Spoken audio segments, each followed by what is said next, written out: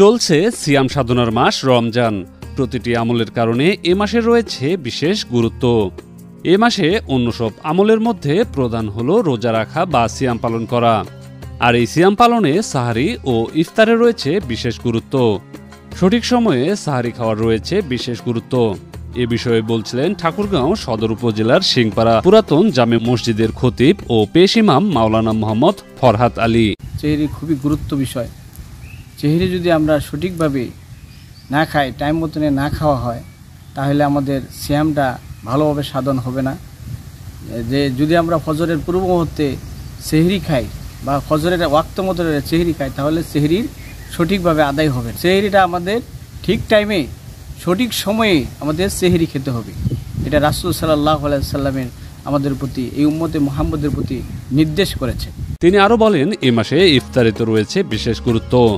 ইফতার রাসূল সাল্লাল্লাহু আলাইহি সাল্লাম হাদিস শরীফের মধ্যে বলেছেন যে বান্দার দুটি আনন্দের সময়, একটি সময় হলো ইফতারের সময়, আরেকটি সময় হলো এই সিয়ামের পুরস্কার আল্লাহ রাব্বুল আলামিন নিজেই দিবেন। ইফতারি করার রাসূল সাল্লাল্লাহু আলাইহি সাল্লাম বলেছেন যে তোমরা কি করো, এক মুসলমান অপর মুসলমানদেরকে ইফতারি করাও। ইফতারি করাইলে এর মধ্যে অনেক সওয়াব রহিয়াছে। যদি সঠিকভাবে তোমরা ইফতারি করাও, কাল হাসরের ময়দানে আল্লাহ রাব্বুল আলামিন এই ইফতারির বদলাতেই তোমাদেরকে নাজাত করে দিতে পারে। এদিকে রোজাদারদের সাহারি ও ইফতারে স্বাস্থ্যসম্মত খাবার গ্রহণের কথা বলছিলেন ঠাকুরগাঁও আধুনিক সদর হাসপাতালের মেডিসিন বিশেষজ্ঞ ডাক্তার AKM জাহিন। সাধারণ লোকেরা সাধারণত যে রোজা রাখে, আমরা ইফতারিতে আমরা কি করি, বেশি পরিমাণে ভাজা পোড়া তেল চর্বি খেয়ে থাকি।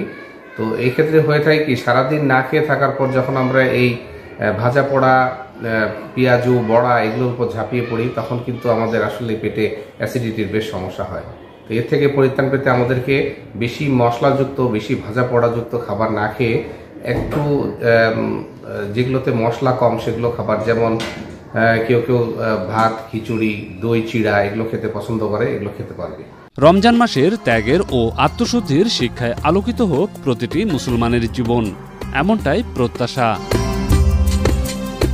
ইমরান মেহেদি, বাংলাদেশ বেতার, ঠাকুরগাঁও।